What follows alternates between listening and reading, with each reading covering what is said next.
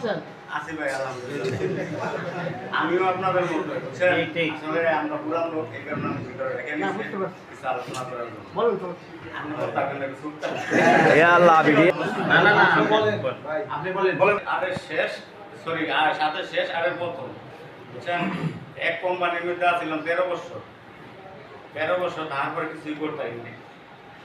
কারণ আমরা যাওয়ার পর করি মনে করেন যে ওই দেশে ভিসা বন্ধ হয়ে গেছে। আমাকে বাঙালিও কোনো ভ্যালু নাই। যাই দেশ হয়ে যাবেন, দুবাই যান, সৌদি যান, কাতার যান, কারণ আমাকে বাঙালিও কোনো দাম নাই ওইসব দেশ। কারণ ওইসব দেশ সব ডুপ্লিকেট। ডুপ্লিকেট বলতে মনে করেন আপনি ওই দেশে যাইবেন, যাওয়ার পরে দেখবেন যে কোম্পানির মধ্যে মনে করেন আমরা বেসিক ডিউটি চলতেছে। পাশের বিল্ডিংয়ে মনে করেন একজন কাজ করতেছে 50,000 টাকা বেতন, আপনার হইল কত মাসে 20,000। আপনি আপনার ফ্যামিলিকে দিবেন না আপনি চলবেন? আমার কোম্পানি বিশাল বড় কোম্পানি ছিল, 1 লক্ষ লোক আছে কোম্পানির মধ্যে। আমার কোম্পানি পাড়ায় নাই, বুঝছেন? কাজের ক্ষেত্রে মনে করেন থাকতে থাকতে এই বাবা 2, 4, 5 বছর, 10 বছর, 13 বছর হয়ে গেছে। লাস্টে নিজে ইচ্ছায় এলাম, কারণ এলাম যেদিনকে আমি গেছি